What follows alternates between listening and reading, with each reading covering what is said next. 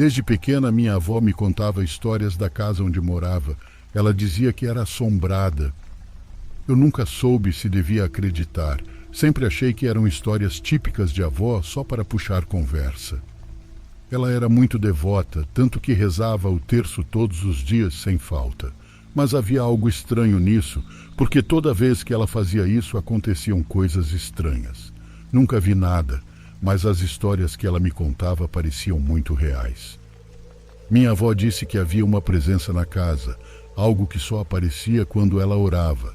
Achei que talvez fosse a imaginação dela devido à idade, à solidão ou algo parecido. Mas ela estava convencida de que era verdade. Não sei, é difícil explicar. A única coisa que sei é que minha avó nunca mentiu para mim sobre nada, e isso envolve suas histórias. O primeiro encontro foi algo que minha avó nunca esqueceu. Foi numa noite. Ela conta que naquela época minha mãe e meu pai estavam visitando a casa e ficaram lá. Todos já estavam dormindo e ela ficou no quarto rezando o terço. A casa estava em silêncio. Apenas ruídos normais podiam ser ouvidos. Madeira rangendo, o vento lá fora. Mas então, enquanto orava, ela disse que sentiu algo estranho, como uma mudança no ar, uma sensação pesada, como quando você sente que alguém está te observando, só que não há mais ninguém em seu quarto. Ela dormia sozinha. Minha avó continuou orando, tentando ignorar esse sentimento, mas então ela viu algo. A princípio ela pensou que seus olhos a estavam enganando, pois ela não conseguia enxergar muito bem, devido a complicações do diabetes. Mas ela garante que estava lá, uma sombra, mais escura, mais densa que o normal. Estava bem no canto do quarto dela. Minha avó disse que ela congelou. Não sabia se deveria orar ou correr, mas com problemas nos joelhos, do que adiantaria correr? Correr não era realmente uma opção. Então ela fez a única coisa que sentiu que poderia fazer. Fechou os olhos e orou mais. Acho que ela esperava que quando os abrisse novamente, tudo voltasse ao normal. Mas quando ela os abriu, a sombra ainda estava lá. Só que desta vez parecia que ela havia chegado um pouco mais perto. Não fez nenhum barulho. Estava simplesmente lá, observando ela. Minha avó não me contou muito mais sobre aquele encontro. A última coisa que sei é que ela parou de olhar e focou o olhar diretamente para frente. E em algum momento, a sombra desapareceu. Depois disso, as coisas nunca mais foram as mesmas quando rezava. Sempre sentia essa presença, aquela sensação de estar sendo observada. Isso não acontecia todas as noites, mas com frequência suficiente para ela perceber. E era sempre quando estava sozinha. Nunca quando havia mais pessoas por perto. Minha avó não parou de rezar o terço depois disso, mas ela começou a fazer isso durante o dia, ou quando havia pessoas em casa. Ela disse que de alguma forma isso a fez se sentir mais segura, como se uma força maior a pedisse para fazer assim. Embora ela nunca parasse de olhar de soslaio para o canto de seu quarto, nunca mais viu a sombra tão claramente como da primeira vez. A sensação de que algo estava ali com ela nunca desapareceu. Minha avó também me conta que as coisas começaram a ficar estranhas em casa, mais do que o normal. Lembra como eu disse que ela alegou que sua casa era mal assombrada? Bem, muitas coisas aconteceram lá. O típico caso em que pratos ou qualquer outra coisa estava fora do lugar era constante. Os fenômenos tornaram-se mais frequentes e cada vez mais feios. Chegou um momento em que minha avó teve que aceitar o que estava acontecendo. Ela percebeu que era o rosário que de alguma forma trazia aquela sombra para perto dela. Posso imaginar como foi difícil para ela ter que escolher entre a fé e a paz. No final, decidiu parar de rezar o rosário para sempre. Não foi fácil, ela me disse muitas vezes. Essa decisão trouxe consigo muitos conflitos internos, porque para ela a sua fé era uma grande parte de quem ela era. No entanto, a ideia de continuar a atrair aquela presença era insuportável. Não posso deixar de sentir um misto de admiração e tristeza, admiração pela força da minha avó para tomar uma decisão como essa, e tristeza pelo que ela teve que sacrificar.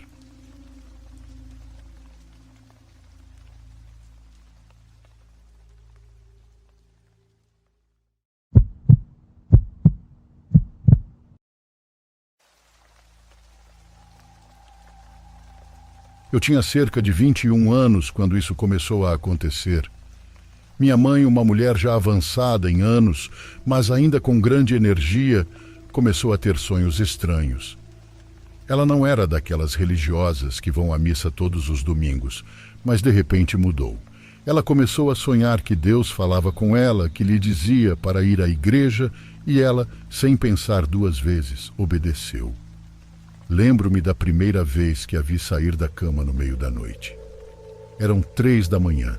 Fui ao banheiro e a vi se vestindo. Mãe, o que você está fazendo? Perguntei-lhe. Ela, com aquele olhar sério que tinha quando algo realmente importava para ela, me disse: tenho que ir à igreja, sonhei que Deus me pediu. Eu estava sonolenta e confusa, apenas balancei a cabeça e voltei para a cama. Não foi algo de uma noite, estava se tornando mais frequente. Às vezes tarde da noite, outras vezes de manhã cedo. Cada sonho era uma ordem para ela. A igreja tinha missas à meia-noite e às 6 da manhã, e lá estava ela, participando como se sua vida dependesse disso. No início pensei que fosse algo temporário, mas com o passar das semanas tornou-se uma rotina. Certa manhã, enquanto tomávamos o café da manhã, perguntei por que ela fazia isso. Por que aqueles sonhos eram tão importantes para ela? Ela olhou para mim e por um segundo vi algo em seus olhos: medo. Nos sonhos, Deus me diz que se eu não for à igreja, o diabo vai me levar. Ela me disse com uma voz que não deixava margem para dúvidas. Eu não sabia se acreditava nela ou não, mas a seriedade com que ela falava fez meu sangue gelar. Ela ficou quieta por um momento, como se reunisse coragem para me contar o resto. Então, com uma voz baixa, quase um sussurro, ela começou sua história. Tudo começou numa noite em que sonhei que tinha que ir à missa à meia-noite. Cheguei à igreja e ela estava quase vazia, apenas algumas pessoas espalhadas pelos bancos. Sentei-me em um deles, fechei os olhos e comecei a orar. Mas minha filha, no meio da oração, senti algo estranho, como uma presença se aproximando de mim. Minha mãe fez uma pausa, tomou um gole de café e continuou. Abri os olhos e vi um homem parado na minha frente. Ele não parecia um homem normal. Seus olhos eram profundamente negros, como se estivessem fundos. Ele me olhou atentamente e naquele momento senti um medo que nunca havia experimentado. Era como se esse homem soubesse tudo sobre mim, como se pudesse ver minha alma. O que aconteceu? Eu perguntei a ela. A única coisa que pude fazer foi continuar orando com mais afinco. E assim o homem começou a falar. Sua voz estava fria, distorcida. Ele dizia coisas sem sentido, palavras numa língua que não entendia. E o pior de tudo, ele começou a rir. Uma risada que não era humana e ecoou por toda a igreja vazia. Minha mãe parou. Parecia que ela estava revivendo aquele momento bem na minha frente. Essa risada assombrou seus sonhos depois disso. Ela continuou me contando. Ela disse: naquele momento, eu soube que ele não era um homem simples. Era outra coisa, algo maligno. Senti que se não continuasse a frequentar a igreja, se não obedecesse aos sonhos que Deus me enviou, algo terrível aconteceria comigo. Ela terminou sua história e o silêncio tomou conta da cozinha. Eu não sabia o que dizer. Parte de mim queria acreditar que era a imaginação dela, mas a outra parte, aquela que viu o medo genuíno em seus olhos, sabia que havia alguma verdade em suas palavras. Depois de ouvir a história da minha mãe, algo mudou em mim. Agora eu tinha medo e respeito por suas crenças. Na semana seguinte, observei minha mãe continuar indo à igreja, com cada vez mais fervor. Passou a rezar mais em casa e a manter imagens religiosas por perto. Era como se ela estivesse em uma batalha constante com algo que não podíamos ver. Essa foi a única vez que conversamos sobre esses sonhos e sua experiência na igreja. Minha mãe faleceu alguns anos depois, em paz, em sua cama, como se finalmente tivesse encontrado a paz. Após sua morte, passei por um momento de reflexão. Às vezes, à noite, eu me perguntava se ela estava lutando contra algo real ou se tudo tinha sido produto de sua mente. Toda vez que esses pensamentos me vinham à mente, Lembrava-me da expressão em seus olhos quando ela me contou sua história. Só pelo seu medo eu sei que é real.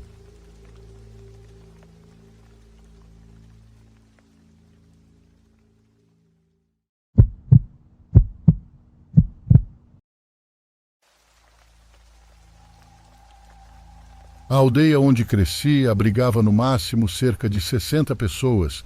Todo mundo se conhecia e todos nós, 13 crianças, nos conhecíamos e brincávamos juntos. Naturalmente, alguns de nós nos agrupamos e exploramos a área circundante, já que não havia muito entretenimento naquela época, em meados dos anos 90, na zona rural de Ohio. A vila era antiga e o máximo que pude encontrar sobre a documentação da vila foi que ela foi estabelecida nos anos de 1800. Minha vila tinha uma única igreja no centro, uma antiga escola, e logo ao lado, um pasto atrás dela com bosques densos cercando 3 dos 4 lados da pequena cidade. Meu pai cresceu na região e era cheio de lendas e histórias sobre o lugar.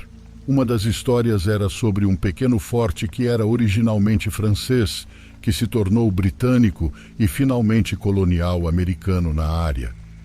Ninguém sabia exatamente onde ele estava localizado, mas houve algumas menções ao pequeno forte na área a partir da pesquisa que fiz.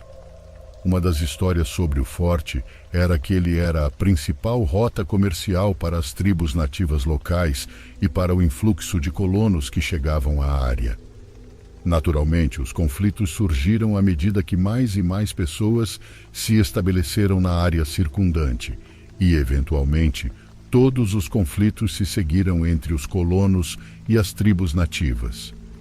Disse que o forte foi destruído por um incêndio. Pessoas de ambos os lados massacraram-se e, eventualmente, os nativos foram expulsos da área com a ajuda de uma milícia local. Meu pai sempre me disse que a terra não era boa, contaminada de certa forma com energia ruim. Creio que quando famílias inteiras são massacradas e destroçadas, isso pode causar alguns efeitos ao local. Quando nós, crianças, estávamos brincando, sempre nos diziam 2 coisas. Se a floresta ficar quieta, você sai. Se seu nome for chamado quando você estiver na floresta, não responda. Vá para casa e nunca olhe para trás. Finja que você nunca ouviu. Então, quando eu tinha 10 anos, tive uma vontade insaciável de acampar. Era meados de agosto, estava muito quente e abafado durante o dia, mas bastante ameno e fresco à noite. Reuni 2 amigos meus e contei a eles sobre isso, e ambos gostaram da ideia. Geralmente ninguém acampava em nossa floresta. Meus pais e muitos outros não gostaram da ideia de um grupo de crianças de 10 a 12 anos acampar sozinho. Por fim, meu pai disse que poderíamos, desde que ele fosse conosco para garantir que estávamos seguros. Concordei e antes daquela noite saí em busca de uma boa área para acampar. Eu queria explorar a área apenas para garantir que estava livre de detritos e pronta para tendas. A essa altura, eu já conhecia bem o povo da floresta e fiz minha oferenda antes de entrar na mata.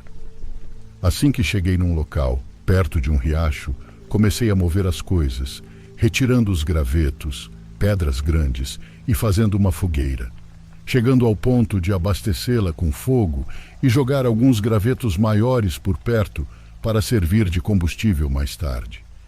Eu estava tão encantado com o que estava fazendo e tão focado em deixar a área limpa que, quando fiquei satisfeito com o que tinha feito, percebi como tudo ao meu redor ficou silencioso.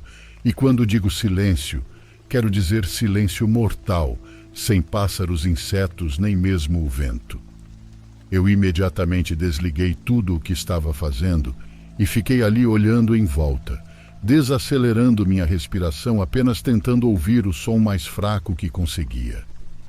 Não sei quanto tempo fiquei ali imóvel, e então ao longe ouvi o chamado de um corvo, e quase imediatamente comecei a ouvir um leve assobio do vento nas árvores. Os pelos dos meus braços e pescoço estavam arrepiados, e eu imaginei que talvez fosse só eu fazendo uma confusão, que tudo por perto estava como sempre foi. Contente com esse raciocínio lógico, comecei a voltar para casa para fazer as malas para passar a noite. Por volta das 18 horas daquela noite, meus dois amigos chegaram com barracas, mochilas, e eu e meu pai estávamos terminando o jantar. Nós quatro nos preparamos com tudo o que precisávamos e começamos a seguir até o local que eu havia preparado. Nada de muito digno de nota aconteceu no local, mesmo depois de montarmos nossas barracas e acendermos o fogo. Parecia que seria uma noite muito divertida e bastante agradável. Assim que começamos a nos preparar para entrar em nossas barracas para passar a noite, por volta das 11, o vento começou a aumentar e meu pai disse que talvez chovesse. Mas ele não parecia satisfeito, pois meu pai adorava a chuva. Era como se ele sentisse que algo estava errado, e não demorou muito para que todos nós começássemos a nos sentir assim também. Todos nós acabamos entrando em nossas barracas de qualquer maneira, já que era noite e a possível chuva chegaria em breve. Colocamos nossas barracas em um semicírculo ao redor da fogueira, todas voltadas para o riacho e a parte de trás das barracas voltada para a linha das árvores. Meu pai estava à minha esquerda em sua barraca militar. Eu em minha barraca individual mais barata do Walmart, que mal era grande o suficiente para mim e meus dois amigos à direita. O vento forte uivou por algum tempo, meia hora a uma hora, antes de se acalmar. Então tudo ficou quieto. Sem grilos, sem vento, sem vida selvagem. O próprio riacho parecia abafado. Tudo o que tínhamos era o brilho fraco das brasas da fogueira em frente às nossas tendas. Eu podia ouvir meu coração batendo nos ouvidos e sabia que meu pai e meus dois amigos estavam tão ansiosos quanto eu. Eu os ouvi se mexerem desconfortavelmente e então o zíper da barraca de um dos meus amigos se abriu. Naturalmente, abri a minha para ver o que estava acontecendo. E assim que coloquei a cabeça para fora para olhar, vi meu pai sair da barraca com o facão que tinha e ficar de frente para a linha das árvores. Meu amigo estava com a cabeça para fora e perguntou se eu tinha ouvido aquele barulho. Eu não ouvi nada. Meu coração batia tão forte que era difícil ouvi-lo sussurrar. Nós dois saímos parcialmente da tenda para ver o que papai estava olhando, mas tudo o que podíamos ver era a escuridão, e foi nesse momento que ouvi algo distante e fraco. Olá. Estava vindo de alguns lugares na escuridão da floresta e eu pude ver meu pai se mexendo incontrolavelmente em pé, com seu facão olhando para a linha da floresta. Então, novamente, a voz gritou. Olá! Não parecia certo. Era quase como se quem estava falando estivesse tentando falar com uma voz muito feminina. Meu pai fez sinal para que eu pegasse um pouco da lenha ao lado de sua barraca e jogasse no fogo, o que eu relutantemente fiz. Meu pai deu um passo para trás perto do fogo e ficou ali de frente para a linha de madeira. A essa altura, meu outro amigo também colocou a cabeça para fora da barraca e nós três, incluindo meu pai, estávamos observando a floresta sem saber o que esperar. Nada saiu e não ouvimos a voz novamente. Uma hora se passou e desta vez meu pai estava sentado em uma grande pedra ao lado de sua barraca, com uma perna cruzada e o facão na mão direita, observando silenciosamente. Várias horas se passaram e meus dois amigos voltaram para suas barracas. Apenas eu e meu pai ficamos do lado de fora. Eu cuidando do fogo e meu pai esperando e observando. Em certo momento pude ouvir um farfalhar à nossa direita, logo além da luz do fogo. Meu amigo mais próximo levantou a cabeça, olhou para mim e perguntou como se quisesse que eu repetisse o que eu disse. Eu não disse uma palavra. Eu não tinha dito uma palavra desde que saí da tenda pela primeira vez. Mencionei para ele ficar quieto. No momento em que fiz isso, meu pai estava parado ao meu lado e disse para nós dois ficarmos quietos, e imediatamente ouvimos alguém dizer, venha aqui, com a mesma voz feminina de antes. Nós três apenas ficamos ali olhando na direção de onde a voz vinha, e logo depois que ouvimos o som, ouvimos algo se mover mais fundo na floresta. Não parecia pesado, parecia leve, como algo cambaleando levemente de volta de onde veio. Foi a última vez que ouvi isso. Logo depois, presumo que de manhã cedo, pouco antes do amanhecer, a vida na floresta retornou aos sons de grilos, o chilrear distante dos pássaros e o sussurro do vento através das folhas. Todos desmontamos nossas barracas, arrumamos as malas e começamos a caminhar de volta para casa. Ficamos paranoicos durante todo o caminho de volta. Não vimos ou ouvimos nada e ninguém disse uma única palavra enquanto voltava para casa. Assim que chegamos ao meu quintal, meu pai quebrou o silêncio e nos contou o que vivenciamos nunca aconteceu e nos faria bem não dizer uma palavra a ninguém sobre isso. Ele tinha medo estampado em seu rosto, como se não acreditasse no que aconteceu. Até hoje não sei o que ou quem foi. Acabei perguntando à minha tia vizinha mais tarde na vida se ela tinha experimentado algo semelhante, já que ela cresceu na área também, mas até ela ficou calada sobre isso, dizendo que não deveríamos ter ido acampar lá e que meu pai foi um tolo por deixar. Desde então deixei minha aldeia e me mudei para outro estado, e me deparei com histórias semelhantes no Sudeste. Pessoas que mencionam isso em toda a América Latina, principalmente no Brasil, México e Venezuela.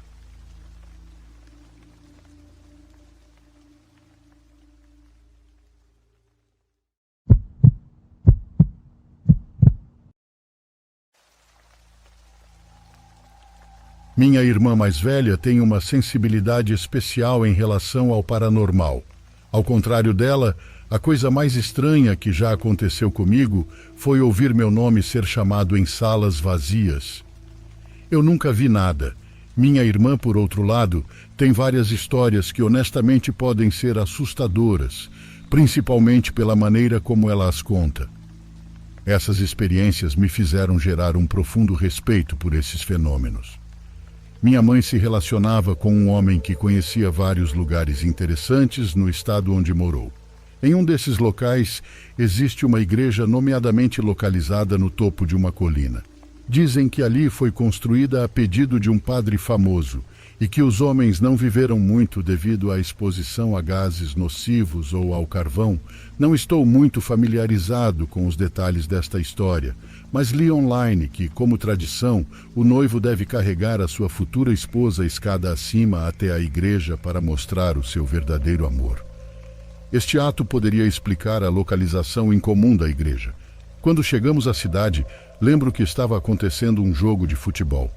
Minha mãe e seu companheiro decidiram ficar e assistir do morro, enquanto minha irmã e eu optamos por visitar a igreja.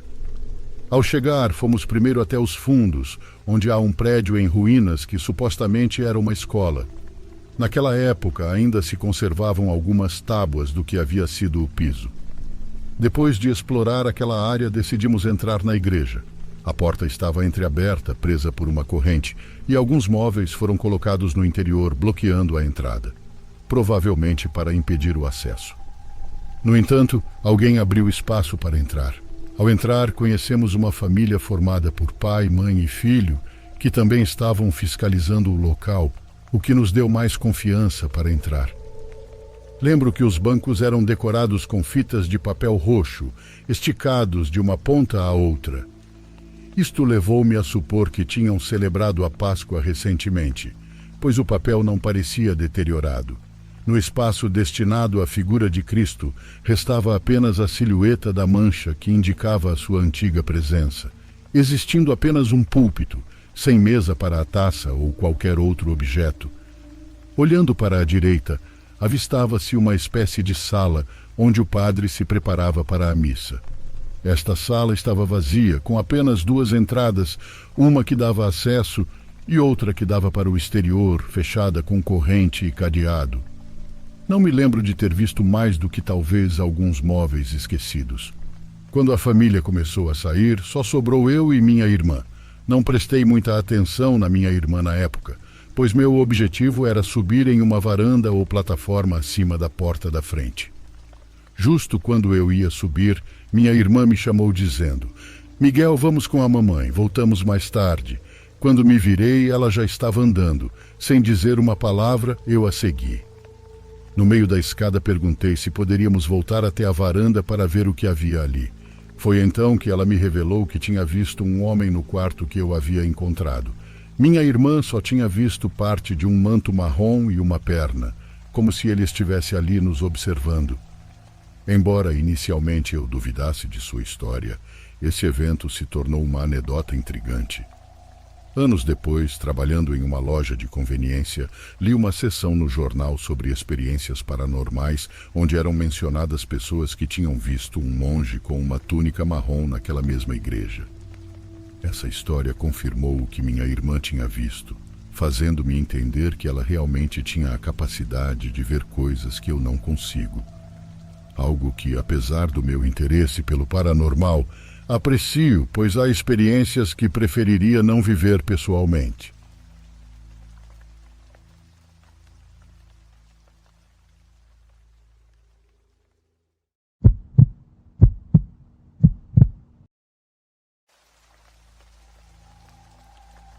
Eu tinha 16 anos de idade. Meu pai e eu não íamos muito à igreja, mas naquele domingo fomos. Ele decidiu que era um bom dia para assistir à missa e eu não tive escolha senão acompanhá-lo. Ao entrar no local, estava quase lotado, o que era estranho, pois sempre havia pouca gente. Sentamos em um dos últimos bancos perto da entrada.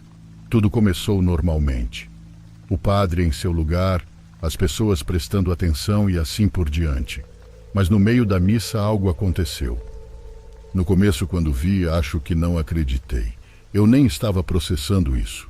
Não sei como explicar para você, mas uma parte de mim viu como se fosse alguma coisa, como se um gato estivesse andando ali. Não sei, foi estranho. Mas então vi que não era o único olhando para o altar. Uma sombra muito escura e totalmente visível atravessava de um lado ao outro. Não tinha fonte, não era uma pessoa ou objeto, apenas estava ali. Movia-se lentamente, quase rastejando pelo chão, não tinha pés e se estendia pelo chão do altar. A maioria permaneceu em silêncio.